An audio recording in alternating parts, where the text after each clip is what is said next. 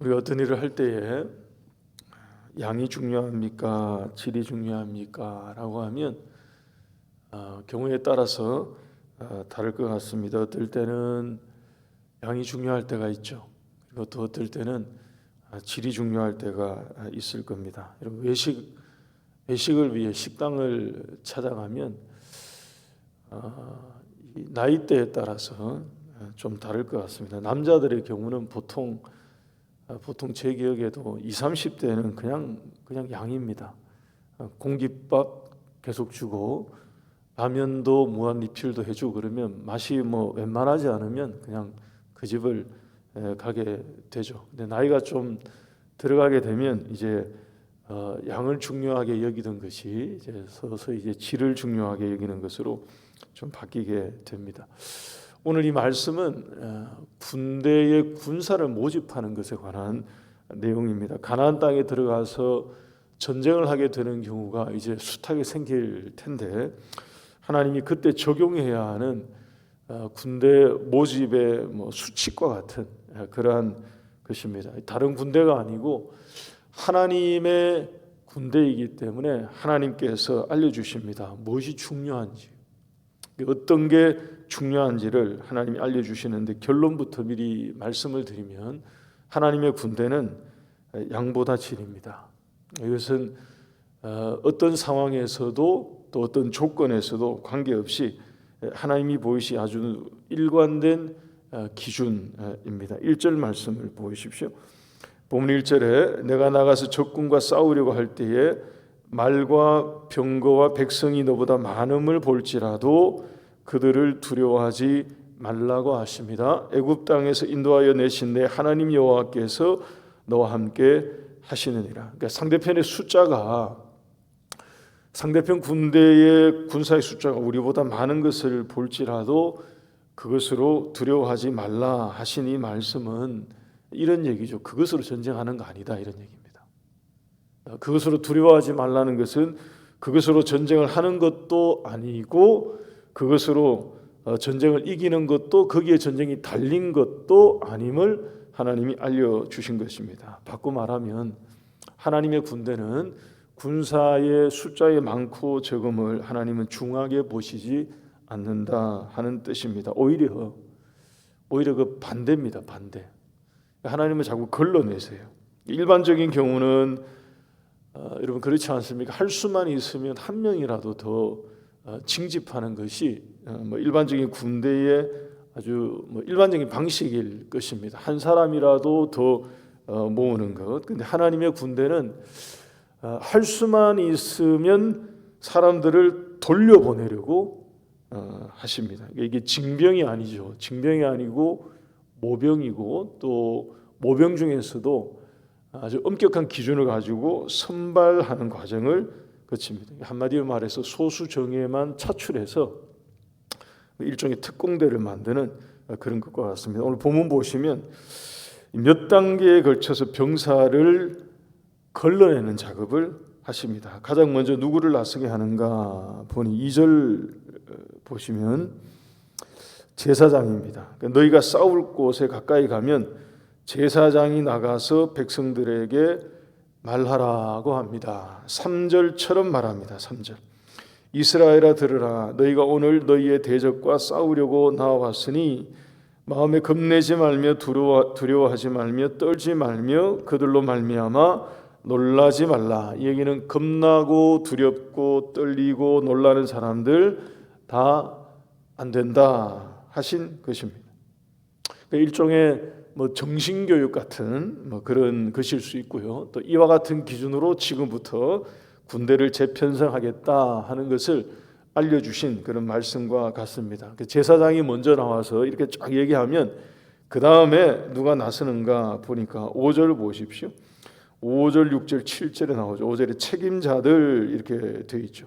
여기에 책임자들은 군사를 이끌고 전쟁할 군대의 지휘관들을 가리킵니다. 그들이 나서서 구체적인 선발 과정을 이제 실시합니다. 먼저 첫 번째로 5절, 6절, 7절에 집을 짓고서 낙성식을 못한 사람, 낙성식은 준공식을 말합니다. 새 집을 짓고서 아직 준공하지 않은 사람들 다 집으로 돌아가라고 합니다. 아직 사용해 보지 못한 사람들은 전쟁하려고 하지 말고 집에 가서 준공하고 새집 생활을 하라 하는 얘기죠. 6절 보십시오. 포도원을 만들고 아직 과실을 먹어보지 못한 사람도 그냥 집으로 돌아가라고 합니다. 7절에 약혼을 했는데 아직 결혼하지 못한 사람이 있으면 그들도 돌아가라고 합니다. 여러분 5절과 6절, 7절 이건 뭘 말한 걸까요? 여러분 이것은 다른 게 아니고요. 두 마음을 얘기하는 것입니다. 두 마음. 바꿔 말하면 분산된 마음을 가리킨 것입니다. 새 집을 지었고 또 포도원을 만들었고 결혼을 앞두고 있는 약혼한 시쳇말로 이 토끼 같은 약혼녀가 있는 경우에 마음 한쪽에는 그럴 수 있거든요. 나도 형제들과 함께 전쟁터에 나가서 동력하고 싶고 같이 싸우고 싶고 그럴 마음이 없는 게 아니고 있죠. 그런 마음으로 전쟁에 나왔겠죠. 참여하겠다고. 그런 마음을 부인하는 것은 아닙니다. 그런 마음으로 나왔는데 또 한편의 마음에는 눈앞에 지은 새 집이 아른아른거릴 수 있습니다. 잘 만들어 놓은 포도원이 눈앞에 아른거릴 수 있죠. 또 매일같이 봐도 또 보고 싶은 약혼녀가 있을 수 이 눈앞에 자꾸 아른거릴 수 있죠. 이 마음이 이게 싱숭생숭하는 것입니다. 갈팡질팡하게 되는 거죠. 한마디로 말하면 집중할 수가 없는 것입니다. 그러니까 전심이 안 되는 거죠. 전심이 생기기 어려운 것입니다. 입장을 바꿔놓고 생각해 보면 뭐라 하기도 그렇습니다. 얼마든지 이해가 되는 문제니까요. 내가 그 입장 같으면 이게 이해가 되거든요. 근데 하나님의 명령을 주목하십시오. 하나님은 여호와의 군사로서는 이거 안 된다 하신 것입니다. 하나님의 군대의 군사로서는 그게 안 된다는 것입니다. 그래서 그들을 다 돌려보내라고 명령하십니다. 이거 굉장히 중요한 기준이거든요. 사도 바울이 디모데후서 2장 4절에 말씀했습니다. 병사로 복무하는 자는 자기 생활에 얽매이는 자가 하나도 없나니 이는 병사로 모집한 자를 기쁘게 하려 함이라. 하나님의 기준입니다. 여러분 새벽이지만 우리 같이 한번 따라해 주시면 좋겠습니다. 하나님은 우리의 전심을 원하십니다. 우리 한 번 더 하겠습니다. 하나님은 우리의 전심을 원하십니다. 여러분 역대하 16장에 보면 유다 왕 중에 아사 왕이라는 왕이 있었습니다.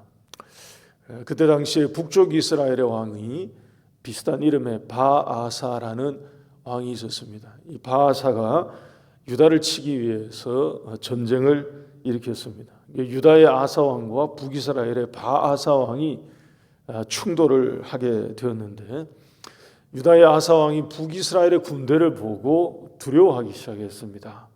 겁나서 놀라기 시작했습니다. 그래서 누구의 힘을 빌렸느냐 하면 아람 군대의 힘을 다메섹 아람 군대의 힘을 빌렸습니다. 그래서 그 전쟁에서 이겼어요. 북이스라엘 군대를 물리치고요. 유다를 지켜낸 것입니다. 표면적으로 전쟁에서 이기고 승리한 것인데 그 이후에 하나님이 선지자를 아사에게 보내십니다. 보내서 하신 말씀이 무엇이냐 하면 역대하 16장 9절 말씀에 이렇게 말씀하십니다. 여호와의 눈은 온 땅을 두루 감찰하사 전심으로 자기에게 향하는 자들을 위하여 능력을 베푸시나니 이 일은 왕이 망령되이 행하였은즉 이 후부터는 왕에게 전쟁이 있을 것입니다 라고 얘기를 한 거예요. 여러분 유다의 아사 왕은 나름 훌륭한 왕으로 평가받는 분류가 되는 왕 중에 한 사람입니다. 그런데 이 건에 대해서 이 일에 대해서 하나님을 전심으로 신뢰하지 못하고 않고 아람 군대의 힘을 의지한 이것이 하나님 앞에 망령된 행위가 되었다 하는 것입니다. 그래서 전쟁에서 이겼는데 마치 진 것처럼 돼버렸어요. 이 전쟁에서 이김으로 전쟁을 막아낸 것인데요, 전쟁을 더 부른 꼴이 되어버렸습니다. 하나님께 전심으로 행하지 않았기 때문에 이런 일이 생겼다라고 말씀하십니다. 우리 한 번 더 기억하십시다. 여러분, 하나님은 전심을 가진 소수를 용사로 부르시는 것이 확실합니다. 우리가 이것을 보게 되면 알게 됩니다. 여러분, 교회 공동체에 정말로 중요한 게 어떤 것인지를 우리가 분명하게 알게 되죠. 하나님이 정말 원하시는 것이 어떤 것인지를 깨닫게 됩니다. 그냥 무수한 사람들이 모이는, 여러분, 그것보다가 정말로 하나님께서 찾으시고 부르시는 그 한 사람 한 사람, 우리 한 사람 한 사람이 어떤 사람이 되어야 하는지가 분명하게 실은 보여지는 것입니다. 크게 두 번째 또 하나가 있습니다. 여러분, 8절을 한번 보십시오. 8절을 보시면 앞에 제사장이 나와서 공표한 것처럼 그 책임자가 이 얘기를 이제 가지고 사람들을 또 돌려보냅니다. 두려워서 마음이 허약한 자가 있느냐, 그는 집으로 돌아가라고 하십니다. 그 두려움에 사로잡혀 있으면 하나님의 군사 되지 못한다 하는 거죠. 기도원의 300용사가 그런 사례 아닙니까? 여러분, 3만 명이 넘는 남자들이 그 전쟁에 동참하겠다고 다 나왔는데 하나님이 그 중에서 다 돌려보내고 300명만 딱 택하신 것이니 이게 얼마나 주요한 기준이었는지 명확해지는 것입니다. 8절 하반절 한번 다시 보십시오. 8절 하반절 말씀, 그 이유를 보니까 이렇게 말씀하십니다. 그는 집으로 돌아갈지니 그의 형제들의 마음도 그의 마음과 같이 낙심될까 하노라. 이런 바로 이것입니다. 이거. 두려움을 가진 사람이 나와 있으면 그 마음이 주변 사람들에게 다 전염된다는 거죠. 여러분, 이것은 실은 앞부분에 말씀드린 것하고 다 마찬가지 경우입니다. 전쟁터에 나오긴 나왔는데 나와서 옆에 있는 동료 병사들에게 계속 자기가 집 지은 얘기합니다. 집을 새로 지었는데 내가 그 집에 살지도 못하고 지금 전쟁터 나왔다. 이런 얘기. 포도밭을, 아주 좋은 포도밭, 지금쯤이면 열매가 주렁주렁 맺혔을 텐데 얼마나 맛있을까, 이런 얘기. 결혼할 약혼녀가 있는데 이렇게 이런저런 얘기만 하면 주변 사람들이 들을 때 마음이 덩달아 갈팡질팡 하는 거죠. 싱숭생숭 하는 것입니다. 두려워하는 마음을 가진 사람이 한쪽에서 떨기 시작하면, 한쪽에서 무서워서 뒤로 물러나기 시작하면 주변 사람들이 다 같이, 대중 심리 아닙니까? 그런 게. 그러니까 하나님께서 이거 말씀하시는 거죠. 그러니까 모두에게 영향을 다 미칠 수 있으니 돌려보내라고 말씀하십니다. 여러분, 한 사람이 불평하기 시작하면요, 주변 사람들이 덩달아 얘기하기 시작합니다. 한두 명이 원망하기 시작하면 주변 사람들이 같이 원망하게 됩니다. 광야의 이스라엘 백성들이 일어났던 일이 바로 그런 일이었고요. 여러분, 그런 점에서 말씀드린 것처럼 우리 교회 공동체에 정말로 필요한 것이 다수가 필요한 것이 아니라 정말 정예 부대가 필요한 것을 우리에게 보여주는 것과 같습니다. 그래서 하나님이 결국에 어떤 자들을 군사로 부르시는가 하면 4절을 보십시오.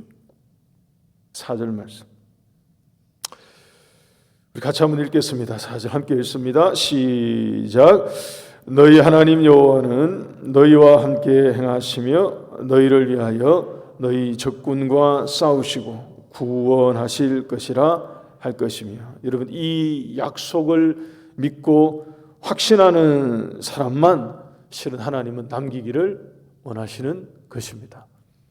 하나님에 대한 이 전심을 가지고, 믿음을 가지고, 확신을 가지고 하나님이 우리와 함께 하시고 하나님이 우리를 위해 싸우시고 우리는 하나님의 군대이고 하나님이 이기게 하십니다 하는 이 확신을 가지고 나아가는 사람들을 하나님은 군사로 부르시고 세우시겠다 하신 것입니다. 그러니까 믿음으로 무장한 하나님의 군대인 거죠. 여러분, 우리 모두가 그런 하나님의 군사가 되어서 이 땅을 살아가고 영적 전쟁에서 승리하며 살아가는 우리 모두가 될 수 있기를 주의 이름으로 축복합니다.